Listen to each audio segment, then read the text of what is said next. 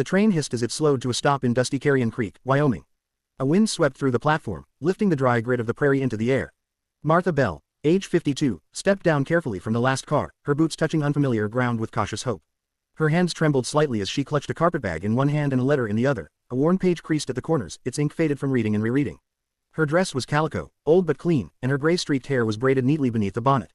The journey had been long, but the weight of possibility in her chest had carried her all the way west. She scanned the crowd, mostly men, dusty and busy, rough in speech and smell.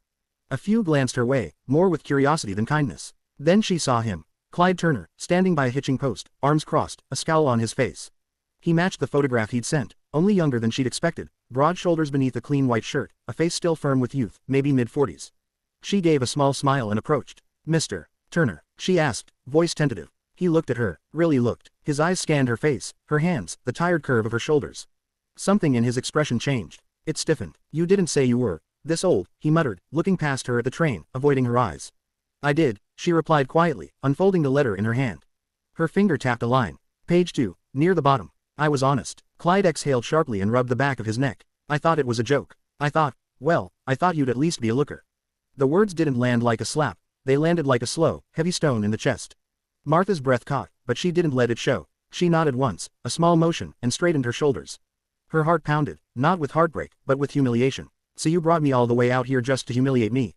she asked, not angry, just tired. Clyde looked away again. "I'm sorry, Miss Bell. I can't do this. I was expecting someone else." The train hissed again, ready to pull away. Passengers climbed aboard, steam curling through the air. Martha turned from Clyde before the tears could reach her eyes. Her grip on her bag tightened. She didn't answer him. She simply walked, heels clicking softly on the wooden platform as the prairie dust swirled around her ankles. She had left behind everything for the chance at something new. And now, at 52, with no husband, no family, and nowhere to go, all she had was a broken promise on a crumpled page. Martha Bell didn't return to the train. Pride kept her feet moving through Carrion Creek's single main street until she found a bench outside the general store. She sat there for nearly an hour, watching the dust settle, letting the sting of rejection fade into something dull and familiar. It wasn't the first time life had turned her away, but it still hurt. At 52, you'd think the heart would scar over enough not to bleed so easily. Eventually, she stood and made her way to the boarding house at the edge of town. A stout woman with sharp eyes and a soft voice answered the door, Sadie Greaves. Martha explained everything with calm dignity, even as her hands shook. Sadie listened, arms folded across her apron, then opened the door wider. "Well, you can't sleep out in the dirt, can you?"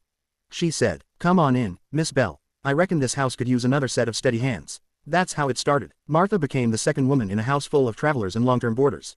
She scrubbed floors, patched linens, cooked hearty stews. She never complained. She rose before sunrise and worked until her bones ached. People noticed, especially Sheriff Eli McCall. He first showed up under the pretense of checking the boarding house for safety. But his visits became regular, always polite, always quiet. Eli was a tall man, weathered from years riding the range and chasing down outlaws. A scar ran along his jaw, giving his already serious face an edge of mystery. Most folks found him intimidating. Martha didn't. He'd sit at the table while she peeled potatoes or rolled biscuit dough, sipping his coffee with slow, deliberate motions. He never asked personal questions, but he listened when she spoke. And over time, their conversations deepened, first about weather and horses, then about books, childhoods, and the ache of losing someone you loved too young. One afternoon, a storm swept through the town, loud and sudden. The windows rattled, lightning danced across the plains, and Martha was just finishing supper when the door burst open.